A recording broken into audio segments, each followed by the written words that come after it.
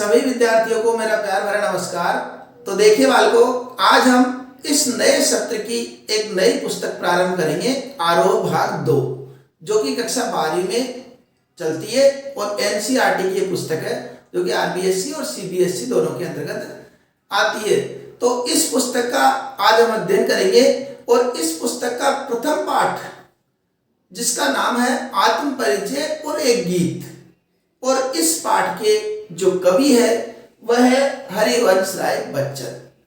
तो बच्चन नाम सुनते ही कई बार बालकों के मन में यह आता है, कहीं इनका रिश्ता कहीं अमिताभ बच्चन से तो नहीं है, अमिताभ बच्चन से तो नहीं है।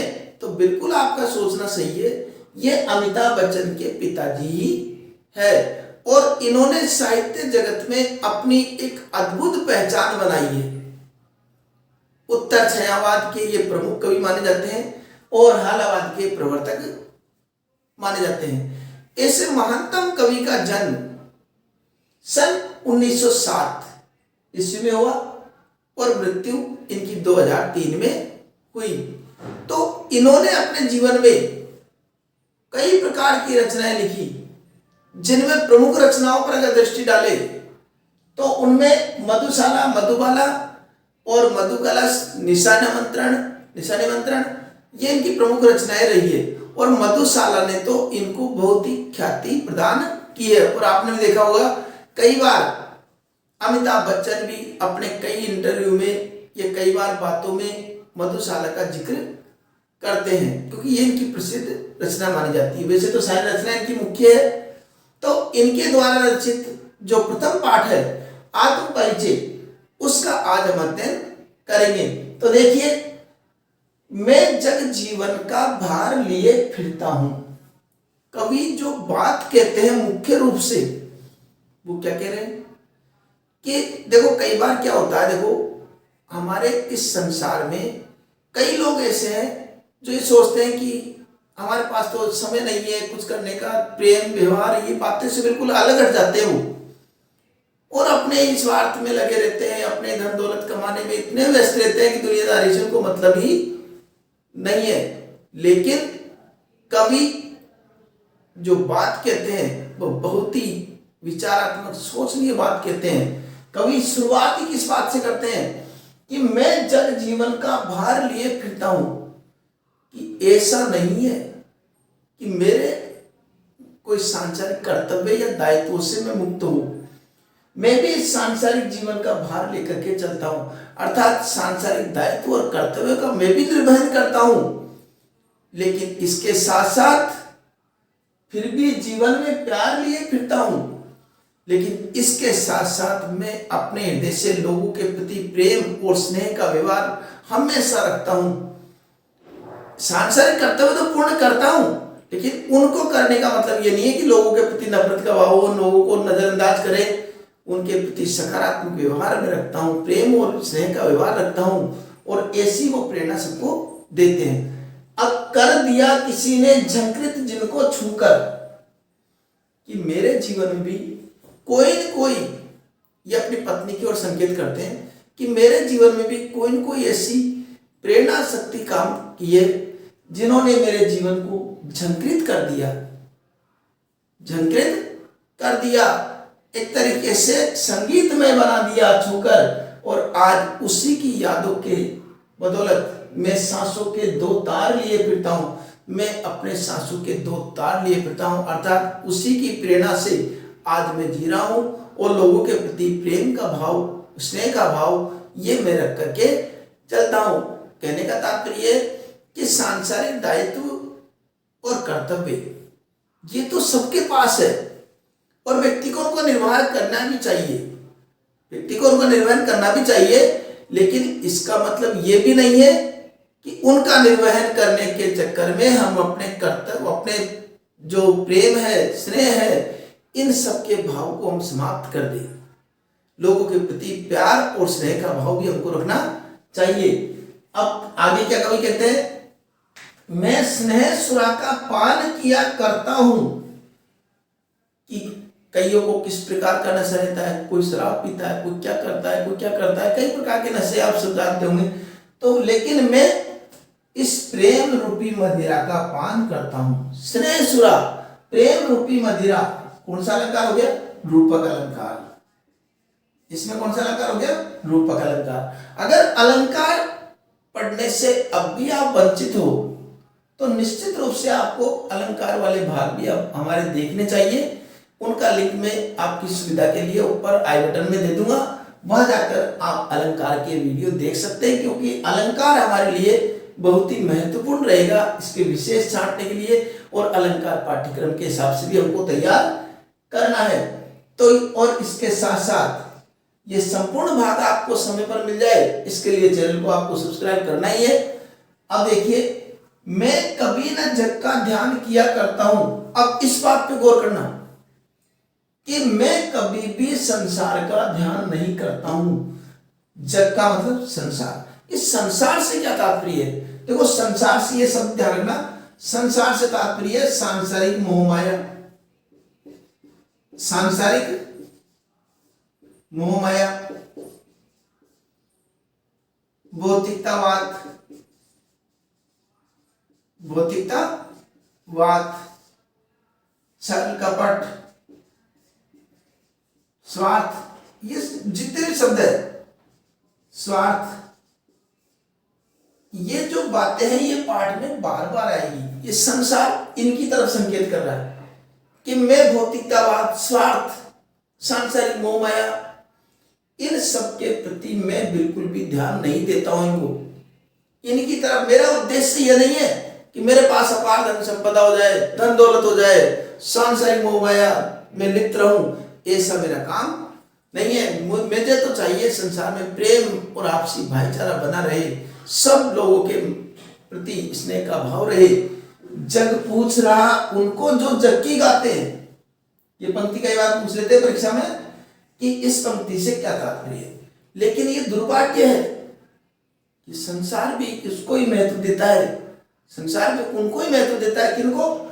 जो जग की गाते, जो इस संसार का गुणगान करते हैं, अर्थात चापलूसी करते हैं, अर्थात जो इन सांसारिक मोह माया, भौतिकतावाद, छल कपट, इन सब में लिप्त रहते हैं, ऐसे लोगों को संसार महत्व देता है। आपने भी देखा होगा कि जिसके पास अपार धन संपदा है, लोग उसकी गुणगान करते हैं। उसके योग्यता नहीं होने के बावजूद भी, उसमें कोई गुण नहीं होने के बावजूद भी लोग उसका गुणगान करते हैं। और एक अच्छा और श्रेष्ठ, ईमानदार, चरित्रवान व्यक्ति अगर उसके पास धन नहीं है, ज्ञानी है लेकिन धन नहीं है, तो लोग उसको महत्व भी नहीं देते हैं। इसलिए संसार किसको पूछता है? जो जग की गाते हैं, जो इस सांसारिक माया को महत्व देता हो, भौतिकतावाद को महत्व देता हो, ये संसार भी उन्हीं को पूछता है। ये दुर्भाग्य है देश का। यहां पर ज्ञान से ज्यादा धन महत्वपूर्ण हो रहा है, भौतिकतावाद ज्यादा महत्वपूर्ण हो रही है। मैं अपने मन का गान किया करता हूं, लेकिन मैं इनके प्रभाव में नहीं आता। ये कौन से कवियों पर मैंने किया? जैसे कई कवि ऐसे होते हैं जिनको बस धन चाहिए, किसी प्रकार की धन दौलत के लिए कैसी भी रचना वो लिख सकते हैं, किसी प्रकार की किसी भी अपने सिद्धांतों से सब समझौता कर लेते हैं। ऐसे कवि, और लोग भी ऐसे कवियों को महत्व देते हैं, लोग भी ऐसे कवियों को महत्व देते हैं। लेकिन कवि हरिवंश राय बच्चन कहते हैं कि मैं ये सांसारिक मोहमाया और इन भौतिकतावाद, इन सब के प्रभाव में आकर के मैं अपने सिद्धांतों से समझौता नहीं करता हूं। जो मेरे मन को अच्छा लगे, जो मुझे उचित लगता है, उसी का मैं गान करता हूं। मन का गान किए करता हूं, अर्थात जो मेरे मन को उचित लगे, श्रेष्ठ लगे, ऐसे विचारों को ही मैं अपनी रचना के माध्यम से प्रकट करता हूं। मुझे इस सांसारिक मोह माया, छल कपट, भौतिकतावाद, इन सब बातों से कोई लेना देना नहीं है। मुझे तो केवल लेना है तो संसार में प्रेम और भाईचारा व्याप्त रहे, लोग एक दूसरे के प्रति स्नेह का भाव रखें, ऐसी मेरी अभिलाषा है। तो ये जो दो पद्यांश हमने पढ़े, अब इस पद्यांश के बाद में यहां पर इसके जो प्रश्न है वो मैं डिस्क्रिप्शन में दूंगा, वह जाकर आप अध्ययन कर सकते हैं और उनको हल कर सकते हैं। और इसके साथ साथ हमको मान लो प्रसंग और व्याख्या और विशेष करनी हो तो किस प्रकार करेंगे, तो प्रसंग लिखेंगे। पहले प्रसंग लिखने के पश्चात प्रस्तुत पद्यांश, प्रस्तुत पद्यांश हमारी पाठ्य पुस्तक। अब यहां पर जो पाठ्य पुस्तक का नाम लिखेंगे उस पाठ्य पुस्तक का नाम भी हमको लिखना है और पाठ्य पुस्तक का नाम लिखते समय एक उद्धरण चिन्ह। अब पाठ्य पुस्तक का नाम क्या है, आरोह। आरोह के अंतर्गत अब कवि कौन है इसके, हरिवंश राय बच्चन। हरिवंश राय बच्चन ये इसके कवि है। हरिवंश राय बच्चन द्वारा रचित आत्म परिचय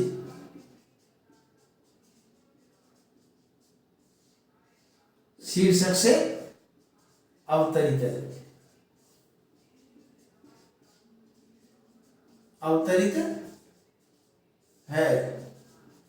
ठीक है, ये हमारा इसका प्रसंग हो गया। अब इसमें कवि क्या बताना चाह रहे हैं, तो इसमें कवि ने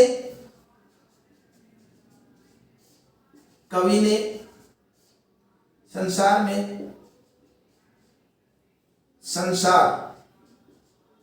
में श्रेय व प्रेम के महत्व को बताया है। ठीक है, अब देखिए व्याख्या भी बताई उस प्रकार लिखनी है हमको। विशेष की बात है तो विशेष के अंतर्गत हमको क्या लिखना है, विशेष में लिखना है इसकी बोली जो है कौन सी भाषा है, वह खड़ी बोली हिंदी। ये हमको संपूर्ण पाठ में लिखना है। ठीक है, दूसरा हमने बताया था रूपक अलंकार। रूपक स्नेह सुरा का पान किया करता हूं, रूपक अलंकार। रूपक के साथ साथ अनुप्रास भी है, रूपक अलंकार लिख दिया। और यहां पर अब कोई विशेष लिखेंगे तो एक लिख देंगे हम छायावादी शैली, छायावादी शैली। और प्रेम और भाईचारे के महत्व को बहुत सुंदर चित्रण इसने कवि ने किया है इसमें। ठीक है, इस प्रकार हम लिख सकते हैं। ठीक है, आशा करता हूं आपको ये पद्यांश भली प्रकार समझ में आ गया होगा, और आ गया हो तो निश्चित रूप से लाइक भी कर दिया करो ताकि मेरा भी उत्साह बढ़ता रहे और इसी प्रकार के अन्य भाग आपको समय पर प्राप्त हो जाए। इसके लिए आप चैनल को सब्सक्राइब कर लीजिए। तो मिलते हैं अगले भाग में, तब तक के लिए धन्यवाद।